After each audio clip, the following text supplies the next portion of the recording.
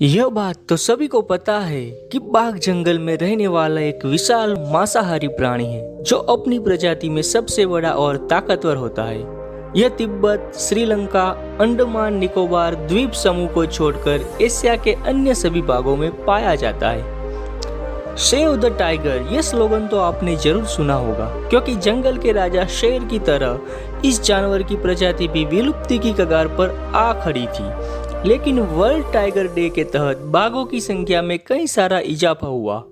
World tiger day हर साल 29 जुलाई को दुनिया भर में मनाया जाता है। यह सिलसिला 2010 से शुरू हुआ था।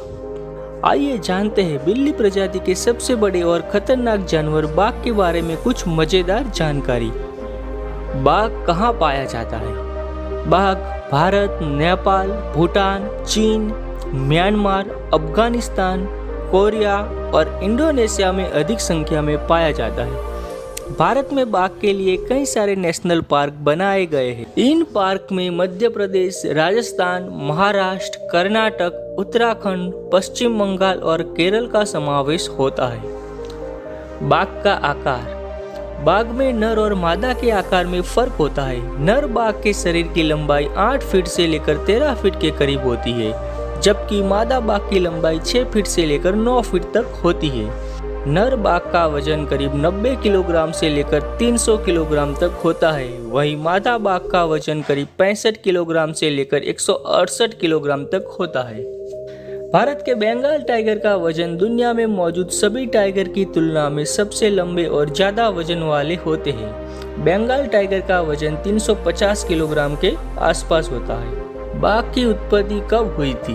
वैज्ञानिकों ने पैंथेरा प्रजातियों के सबसे पुराने जीवाश्मों के आधार पर अनुमान लगाया कि बाघ का अस्तित्व हमारी धरती पर कई मिलियन सालों से है।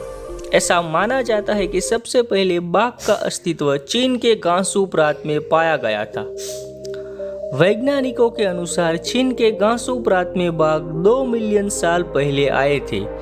इसी सबूत के आधार पर ऐसा कहा जाता है कि बाघ सबसे पहले एशियाई देशों में आया था और इनके बाद आहार की तलाश में अन्य देशों में स्थानांतर किया होगा।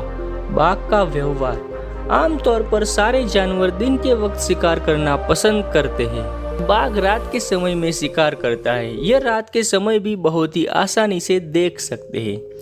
बाघ को वन, दलदलीय क्षेत्र तथा घास के मैदान के आसपास रहना पसंद है।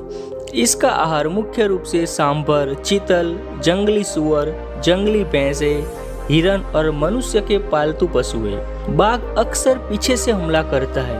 यह अपने भारी शरीर के कारण शिकार के पीछे ज्यादा देर तक दौड़ नहीं सकता है, इसीलिए वो जितना हो सके शिकार के नजदीक जाता है और इसके बाद उस पर छलांग लगाता है।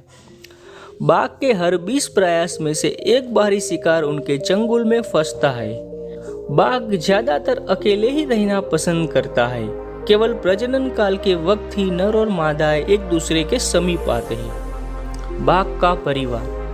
जैसे ही हमने बताया कि बाघ ज्यादातर अकेले ही रहना पसंद करता है और केवल संभोग के वक्त ही मादा के पास आता है। संभोग के बाद मादा को 3.5 मास तक गर्भ रहता है और 2 से 3 शावक को जन्म देती है। मादा बाघ अपने बच्चों के साथ रहती है और साथ रहकर बच्चों की देखभाल भी करती है। बाघ के बच्चे को शिकार की कला भी मादा बाघ ही सिखाती है। 2.5 साल के बाद बच्चे माँ से अलग होकर स्वतंत्र रहने लगते हैं। उम्मीद है आपको बाघ के बारे में यह जानकारी अच्छी लगी होगी। यदि आपको जानकारी अच्छी लगी तो अपने दोस्तों के साथ इसे शेयर जरूर करें और जाते जाते इस चैनल को सब्सक्राइब करें। धन्यवाद।